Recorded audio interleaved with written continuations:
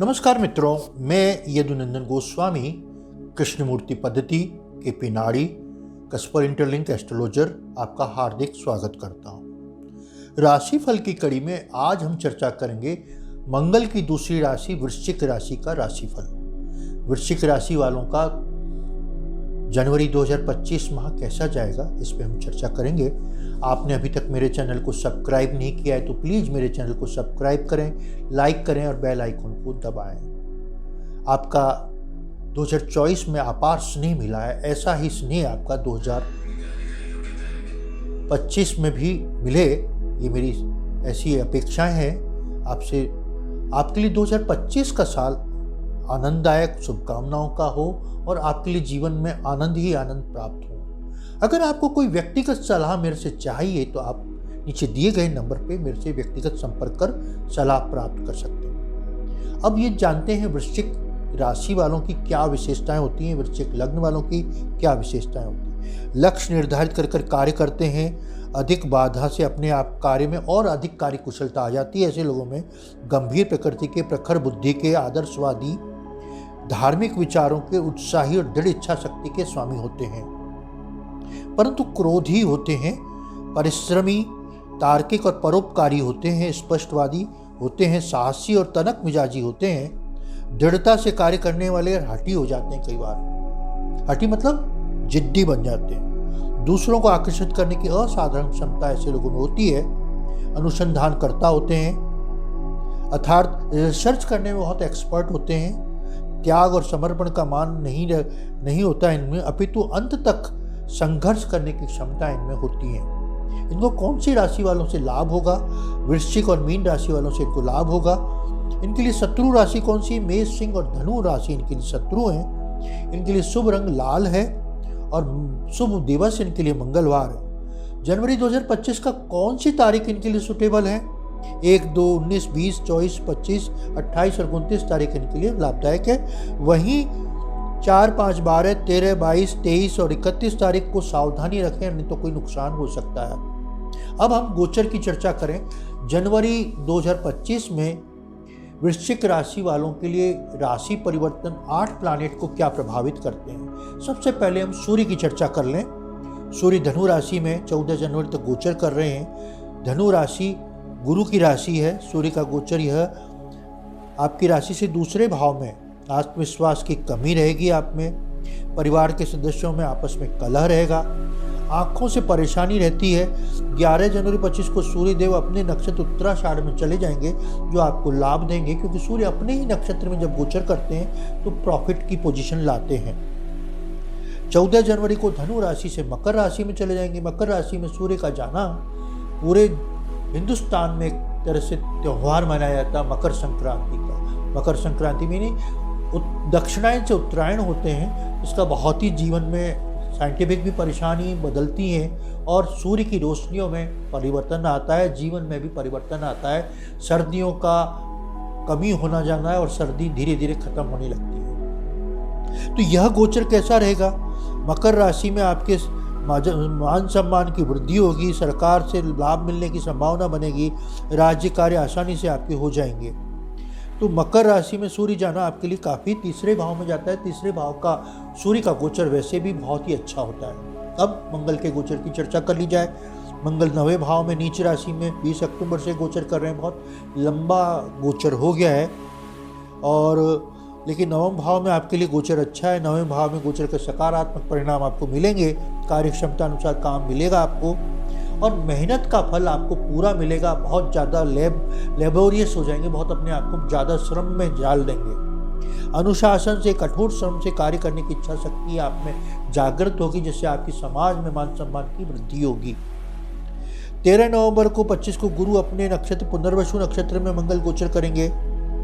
आर्थिक लाभ होगा, स्वास्थ्य में सुधार हो गए, रुके कार्य आसानी से पूरे हो जाएंगे।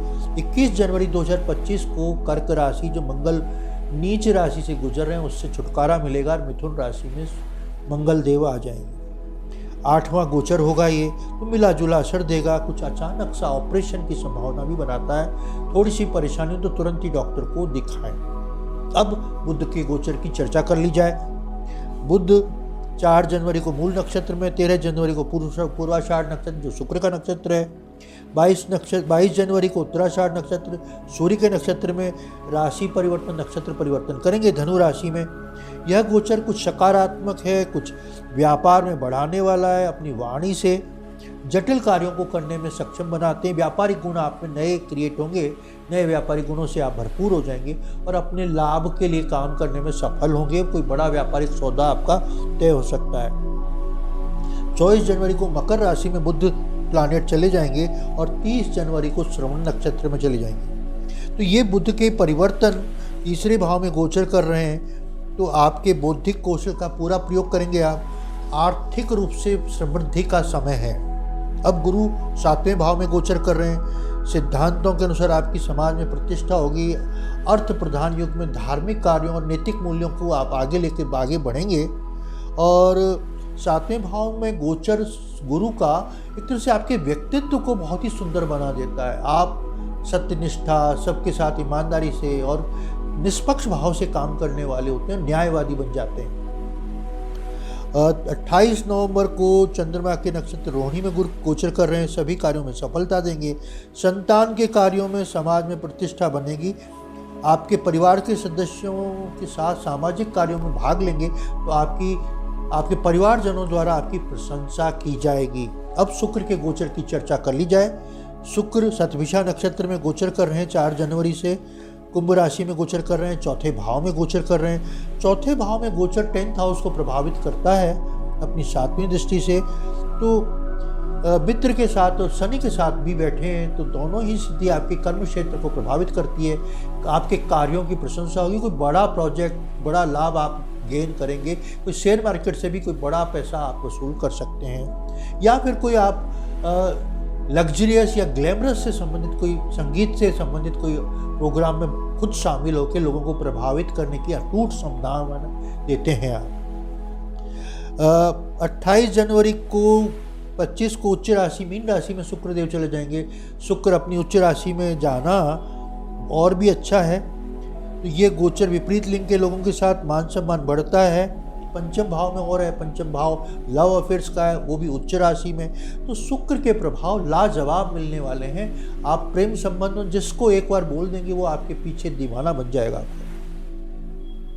अब हम चर्चा करते हैं शनि का। शनि आपके चौथे भाव में वक्री होके कुंभ राशि में परिभ्रमण या गोचर कर रहे हैं। वरिष्ठ लोगों के साथ परिवार के सदस्यों तनाव बनेगा। 27 दिसंबर को पूर्वाभाद्र नक्षत्र में गुरु के नक्षत्र में शनिदेव चले जाएंगे। मकान और वाहन खरीदने का अवसर मिलेगा। धीमी गति से जो प्लैनेट चलते हैं, शनि, राहु, केतु, गुरु, इनके नक्षत्र परिवर्तन से भी बहुत प्रभावित होता है। क्योंकि राशि परिवर्तन जैसे शनि 2.5 साल में करता है, राहु केतु 18 महीने में करता है, गुरु 13 महीने में करता है, तो उनके इतने प्रभाव नहीं होते। लेकिन नक्षत्रों में परिवर्तन हम कृष्णमूर्ति पद्धति वाले इनका बहुत ही ज़्यादा वेटेज देते हैं। अब हम चर्चा करते हैं राहु का। राहु आपके 5वें भाव में गोचर कर रहे हैं, उत्तराभाद्र नक्षत्र में, शनि के ग्रह के नक्षत्र में कर रहे हैं। तो राहु का पंचम भाव में अचानक से कोई ना कोई बौद्धिक क्षमताएं में नकारात्मक प्रभाव आता है। कुछ नेगेटिव थॉट्स बनते हैं आप में और व्यर्थ की चिंताएं बहुत सारी लेके चलते हैं आप। किसी से इस माह में पैसा उधार न लें, नहीं तो चुकाने में बहुत कठिनाई होगी। पूर्व में चल रही बीमारी से भी कुछ राहत मिलने की संभावना बनती है। केतु 11वें भाव में गोचर कर रहे हैं, कन्या राशि में पूर्वा फाल्गुनी नक्षत्र में गोचर कर रहे हैं। तो ये नए धन प्राप्ति के स्रोत बनाता है, नए कार्य प्रारंभ करने का मन करता है और नए तरह के जीनियस विचार आपके मन में आते हैं, जिससे आप अपने आप को गौरवान्वित महसूस करते हैं और पब्लिक के सामने सोशल मीडिया में एक्सपोज होते हैं। अब हम चर्चा करें चंद्रमा के गोचर का। चंद्रमा का गोचर इनको जनवरी 2025 में कैसे प्रभावित करेगा।